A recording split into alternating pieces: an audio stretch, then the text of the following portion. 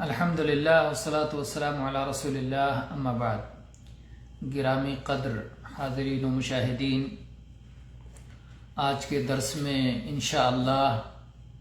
ہم پرانے سلسلے کو آگے بڑھاتے ہوئے جو ہمارا سلسلہ اس تعلق سے چل رہا تھا کہ شرک اکبر تک پہنچانے والے وسائل و ذرائع کیا ہیں، ہم نے بتایا تھا کہ شرک اکبر تک پہنچانے والے 3 بڑے اسباب اور وسائل ہیں۔ پہلا سبب اولیاء و صالحین میں غلو کرنا، حد سے تجاوز کرنا، ان کی تعریف میں مبالغہ آمیزی سے کام لینا، اور اس پر تفصیلی گفتگو گزشتہ درس میں ہو چکی ہے۔ دوسرا سبب اولیاء و صالحین کی تصویر کشی کرنا، اور تیسرا سبب تبرک ہے، جس پر انشاءاللہ ہم اگلے درس میں گفتگو کریں گے۔ آج کے درس میں انشاءاللہ ہم دوسرے اہم وسیلہ شرک اکبر کے دوسرے اہم سبب، شرک اکبر تک پہنچانے والے دوسرے اہم ذریعہ پر گفتگو کریں گے، اور وہ ہے اولیاء و صالحین کی تصویر کشی کرنا، ان کی تصویر بنانا۔ ان کی تصویر بنانے کی 2 صورت ہو سکتی ہے۔ ایک ایسی تصویر بنانا جس میں سایہ ہوتا ہے، جسے آپ مجسمہ سے تعبیر کرتے ہیں، اسٹیچو اور مجسمہ بنانا، اور دوسری تصویر وہ ہوتی ہے جس میں سایہ نہیں ہوتا، جسے آپ ورقی تصویر یا فوٹوگرافی تصویر یا قلمی تصویر، ایسی تصویر کہہ سکتے ہیں جو کاغذ پر یا کپڑے پر ہو کہ جس کا سایہ نہیں ہوتا۔ یہ بات معلوم ہے کہ دنیا میں سب سے پہلا جو شرک آیا وہ اولیاء و صالحین میں غلو کے سبب ہی تھا۔ یہ بات گزشتہ درس میں بیان کی گئی۔ عبداللہ ابن عباس رضی اللہ عنہما کی وہ حدیث بھی بیان کی گئی جو صحیح بخاری میں اور صحیح مسلم میں آئی ہے، اور یہ حدیث بھی پڑھ لیتے ہیں جو صحیح بخاری میں حدیث نمبر 427 اور صحیح مسلم میں حدیث نمبر 528 ہے۔ ان اولئک اذا کان فیہم الرجل الصالح فمات بنوا علی قبرہ مسجدا وصوروا فیہ تلک الصور۔ گزشتہ زمانے کی امتوں اور قوموں کی گمراہی کے اسباب بیان کرتے ہوئے اللہ کے نبی صلی اللہ علیہ وسلم نے فرمایا کہ یہ وہ بدترین لوگ تھے کہ جب ان میں کوئی نیک انسان وفات پاتا تو اس کی قبر پر مسجد بنا لیتے، اور اس کی مسجد میں ان نیک لوگوں کی تصویریں لگا لیتے۔ گویا تصویریں لگاتے ان مسجدوں میں اور ان قبر پر مسجد بناتے۔ امام ابن قیم رحمہ اللہ اس حدیث پر تبصرہ کرتے ہوئے فرماتے ہیں، لکھتے ہیں کہ سلف میں سے بہت سے علماء نے یہ بات کہی ہے کہ قوم نوح کے نیک لوگ جب وفات پا گئے، جن کا نام قرآن پاک میں ذکر ہوا ہے، ود، یعوق، یغوث، نصر وغیرہ، یہ قوم نوح کے نیک لوگ تھے۔ جب ان کی وفات ہو گئی تو کچھ لوگ ان کی قبروں پہ مجاور بن کے بیٹھ گئے، اور ان کے مجسمے بھی بنا کے وہاں لگائے گئے، ان کی تصویریں بھی لگائی گئیں۔ ابتدا میں تو ان کی عبادت نہیں ہوئی، لیکن جیسے جیسے وقت گزرتا گیا، بعد میں توحید کا علم اٹھ گیا، نئی نسل آئی جو اس کی حرمت نہیں جانتی تھی اور وہ بت پرستی میں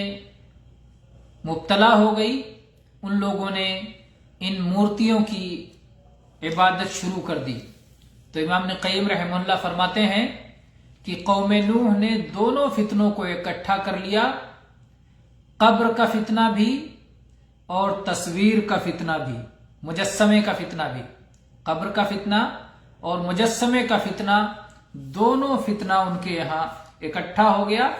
جس فتنے کا ذکر اللہ کے نبی صلی اللہ علیہ وسلم نے اپنی حدیث میں کیا ہے کہ بنو علی قبر ہی مسجدہ، قبر پہ مسجد تعمیر کر لیتے، اور وصوروا فیہ تلک الصور، اور اس مسجد میں ان کے مجسمے لگا لیتے، ان کی تصویریں آویزاں کر لیتے۔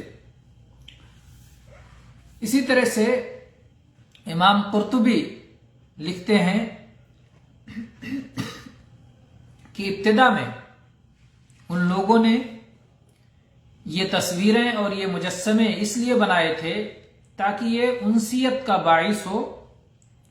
اور اس کی بنا پر ان لوگوں کے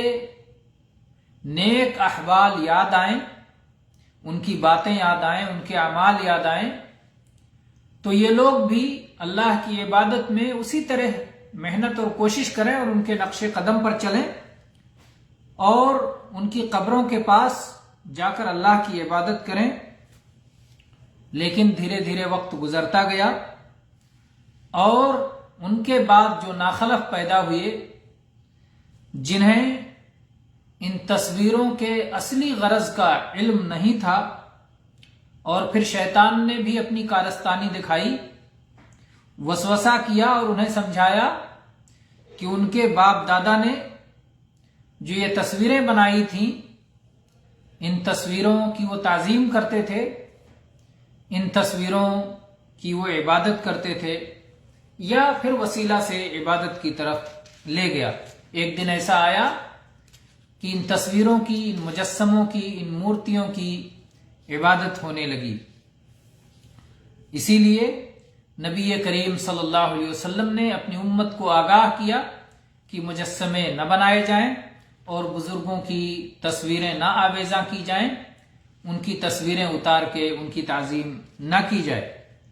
اور آپ نے شرک کے سارے راستے بند فرمائے۔ اس میں سے ایک راستہ چونکہ یہ بھی تھا، اس لیے آپ صلی اللہ علیہ وسلم نے اس پر نکیر کی اور یہ راستہ بھی بند کر دیا۔ چنانچہ آپ دیکھیں امام قرطبی لکھتے ہیں آگے کہ اللہ کے نبی صلی اللہ علیہ وسلم فرمایا اشتد غضب اللہ علی قوم اتخذوا قبور انبیائہم مساجد۔ اللہ کا سخت غضب نازل ہوا ہے ان لوگوں پر جو اپنے نبیوں کی قبروں کو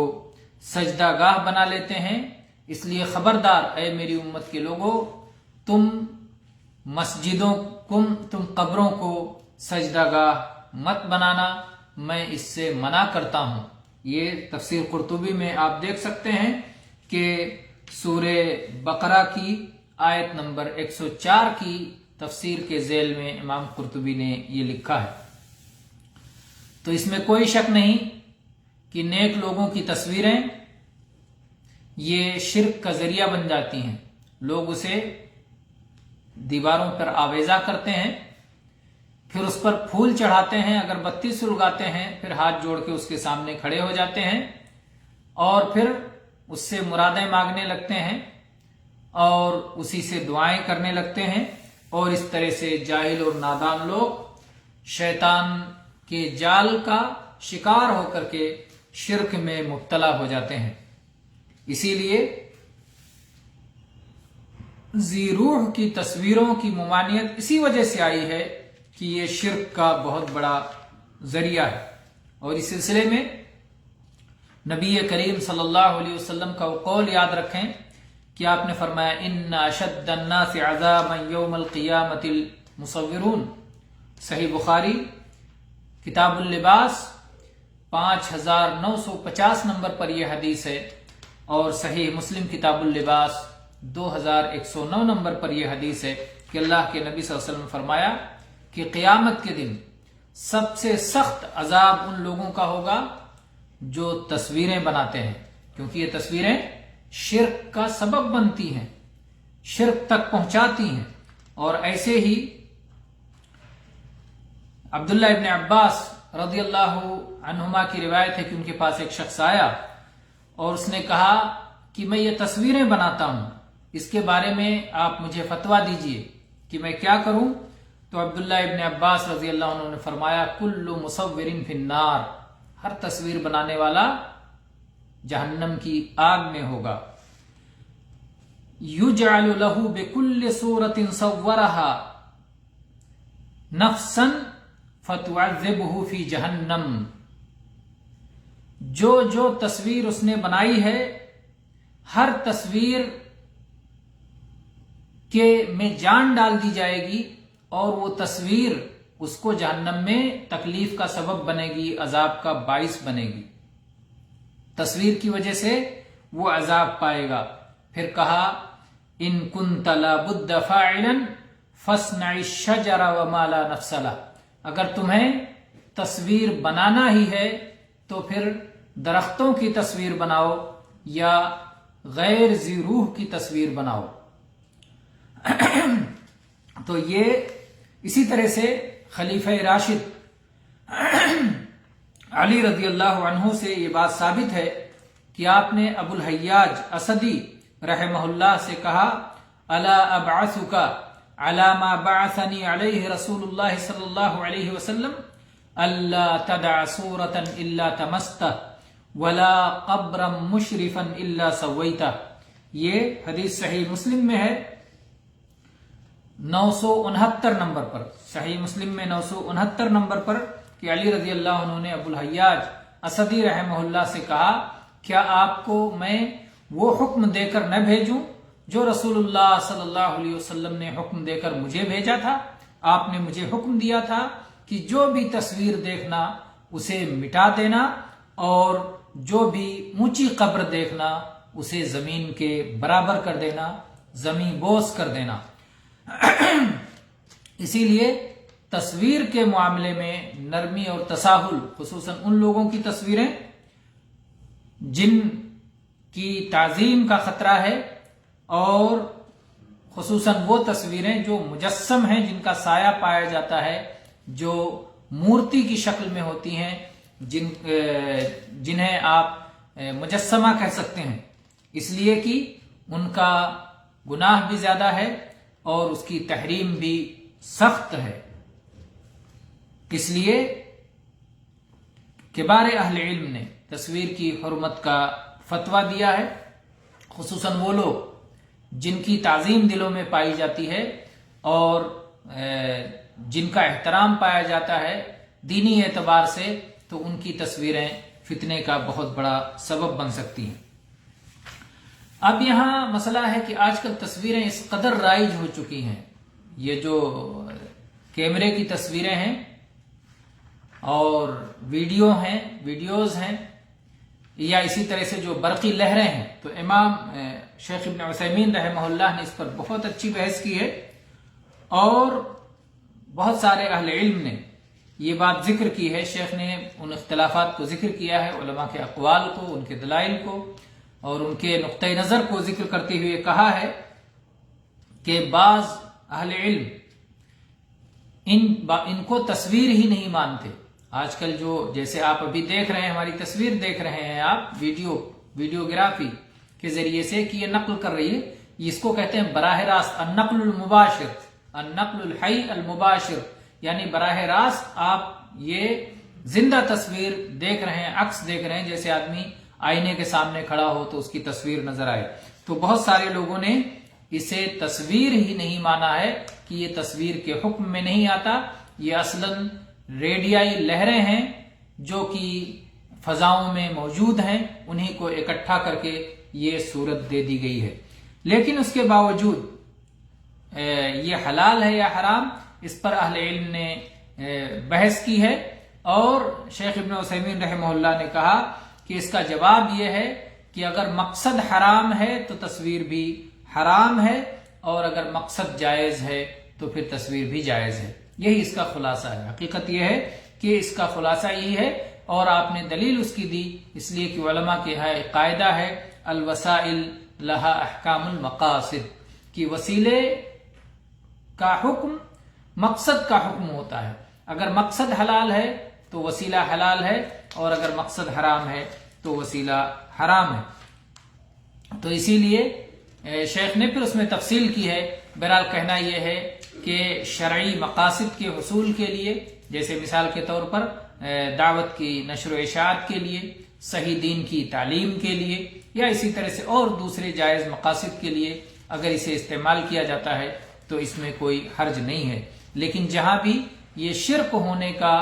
ذریعہ بننے کا خطرہ ہو، وہاں جس قدر ممکن ہو اس سے اجتناب کرنا چاہیے. تو آج کے درس کے لیے اتنا کافی ہے. انشاءاللہ اگلے درس میں ہم تبرک کے تعلق سے گفتگو کریں گے. وآخر دعوانا ان الحمد للہ رب العالمین وصلی اللہ علی نبینا وسلم.